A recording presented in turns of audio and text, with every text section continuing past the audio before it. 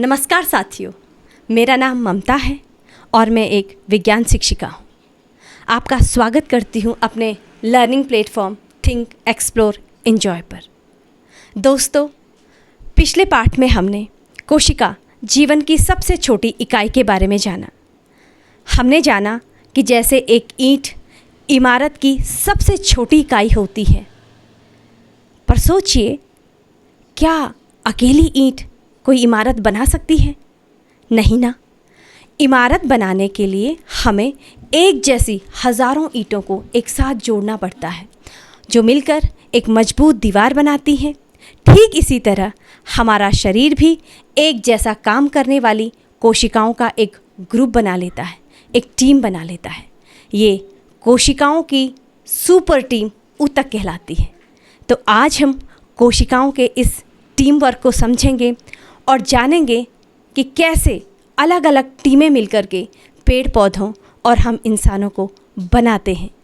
आज हम NCERT कक्षा 9 विज्ञान के पाठ ऊतक को जानेंगे।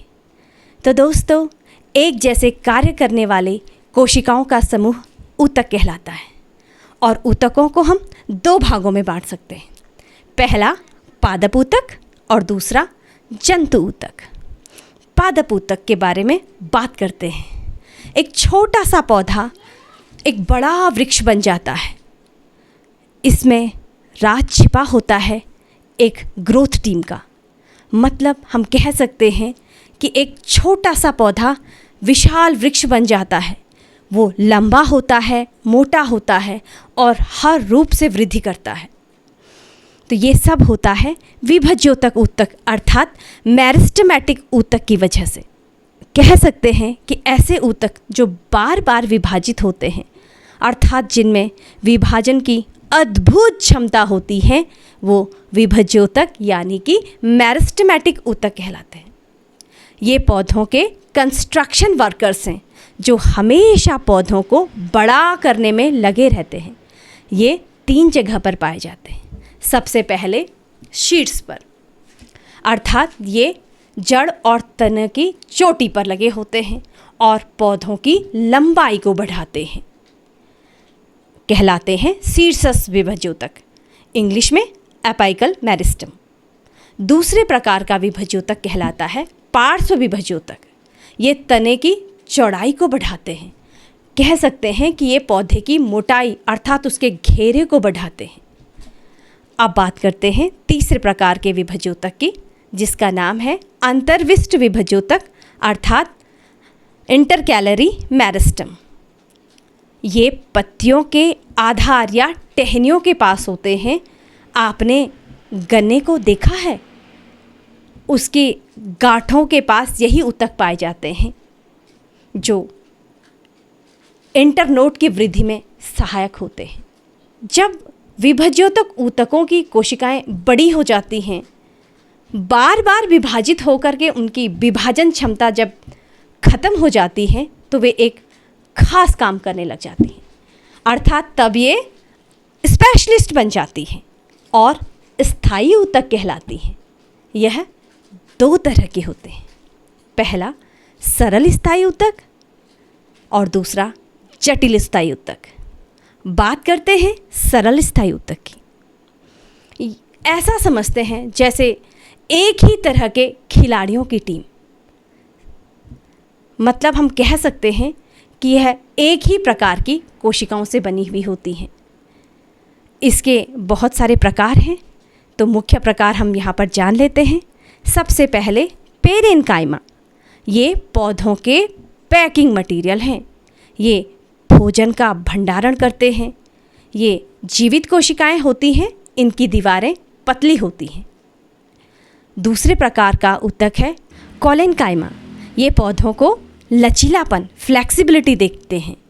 आपने देखा है तेज हवा में भी टहनियाँ टूटती नहीं हैं, मुड़ जाती हैं। यह इसी ऊतक के कारण होता है। इसकी कोशिकाएं कोनों पर मोटी होती हैं। अब है स्क्लेरेनकाइमा की बारी।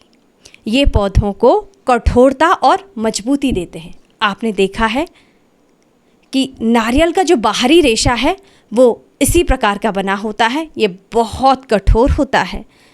ये कोशिकाएं मृत होती हैं तथा इनकी दीवारें लिग्निन के कारण बहुत मोटी हो जाती हैं। अब बात करते हैं जटिल स्थायी ऊतक की। इसे हम अलग अलग खिलाड़ियों की मिक्स टीम की तरह समझ सकते हैं। ये एक से ज़्यादा तरह की कोशिकाओं से मिलकर बनी होती हैं, लेकिन सब मिलकर काम एक ही करते हैं। ये सब पौधे का ट्रांसपोर्ट सिस्टम है। यहाँ पर दो प्रकार के जटिल स्थायी ऊतकों के बारे में हम बात करेंगे। पहला जाइलम, जौ से जाइलम, जौ से जल और जौ से ही जड़। ये जड़ों में पाई जाती हैं और जल तथा खनिज लवणों को पत्तियों तक पहुँचाती हैं। यह पौधे का वाटर सप्लाई पावर है। और दूसरा है फ्लोएम, फ से फ्लोएम और फ से फूड। यह पत्तियों में बने भोजन को पौधों के सभी भागों तक पहुंचाती हैं। यह पौधे का फूड डिलीवरी सिस्टम है। तो ये था पादप ऊतक। अब बढ़ते हैं हमारे शरीर की ओर, अर्थात जंतु ऊतक की ओर। पौधों की दुनिया से बाहर निकल करके अपनी सुपर टीम से मिलते हैं। जंतु ऊतक मुख्य रूप से 4 प्रकार के होते हैं। यह हमारे शरीर में विभिन्न कार्य करते हैं। सबसे पहले हम बात करेंगे हमारे प्रोटेक्टर्स की, अर्थात एपिथेलियम ऊतक की। यह ऊतक हमारे शरीर का कवर या पैकिंग मटेरियल है। यह शरीर को बाहरी सुरक्षा देता है। हमारी त्वचा, हमारे मुंह के अंदर की परत सब इसी से बने हैं। ये कोशिकाओं के आकार के आधार पर कई तरह के होते हैं। ये कुछ चपटे होते हैं, कुछ घनाकार होते हैं, कुछ स्तंभाकार होते हैं और स्तरित भी होते हैं। अब हम बात करेंगे दूसरे प्रकार के ऊतक की, जिन्हें हम कनेक्टर अर्थात संयोजी ऊतक कहेंगे। जैसा कि नाम से ही पता चल रहा है, ये ऊतक शरीर के अलग अलग अंगों को कनेक्ट करने अर्थात जोड़ने का कार्य करते हैं और सहारा देने का कार्य भी करते हैं। इनकी यह खासियत होती है कि इनकी कोशिकाओं में एक मैट्रिक्स होता है और यह उस मैट्रिक्स में धसी हुई होती हैं। सबसे पहले इसके अंतर्गत आता है रक्त। जी हाँ, हमारा रक्त, खून, इसका मैट्रिक्स तरल होता है जिसे प्लाज्मा कहते हैं। इसमें आरबीसी, डब्ल्यूबीसी और प्लेटलेट्स तैरते रहते हैं। यह गैसों, भोजन और हार्मोन्स का परिवहन करता है। फिर आती हैं अस्थियाँ। यह शरीर का ढांचा बनाती हैं। इसका मैट्रिक्स कैल्शियम और फास्फोरस से बना होता है जो इसे कठोर बनाता है। और तीसरे प्रकार में उपास्थि, यह हड्डियों के जोड़ों को चिकना बनाता है। यह मजबूत और लचीला होता है। हमारी नाक और कान की हड्डी असल में उपास्थि ही है। अब हम बात करेंगे कि अस्थियों को आपस में कौन जोड़ता है और अस्थियां मांसपेशियों से किस तरह से जुड़ी रहती हैं। तो दोस्तों, लिगामेंट्स 2 हड्डियों को जोड़ता है और टेंडन मांसपेशियों को हड्डियों से जोड़ता है। और हमारे शरीर में वसामय ऊतक भी संयोजी ऊतक का ही प्रकार है। यह त्वचा के नीचे पाया जाता है और फैट स्टोर करता है जो हमें सर्दी से बचाता है। अब बारी है दूसरे तरह के ऊतक की, जो हमारे मूवर्स अर्थात पेशीय ऊतक है। हमारे शरीर में कोई भी गति इन्हीं ऊतकों की वजह से होती है। ये सिकुड़ने और फैलने वाले प्रोटीन से बने होते हैं और ये 3 प्रकार के होते हैं। पहला, ऐच्छिक पेशियाँ।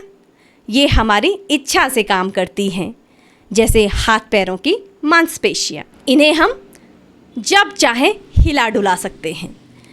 दूसरे प्रकार में आता है अनैच्छिक पेशियाँ। ये हमारी इच्छा से काम नहीं करती, जैसे हमारे पेट में भोजन का पचना, सांस की नली की गति, ये सब अपनी इच्छा से कार्य करती रहती हैं। तीसरे प्रकार में आता है हृदयक यानी कि कार्डियक पेशी। ये सिर्फ हमारे हार्ट में पाई जाती हैं।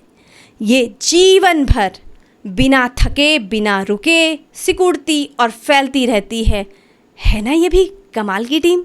अब बढ़ते हैं अगले ऊतक की ओर, जिसका नाम है तंत्रिका ऊतक यानी नर्वस टिश्यूज।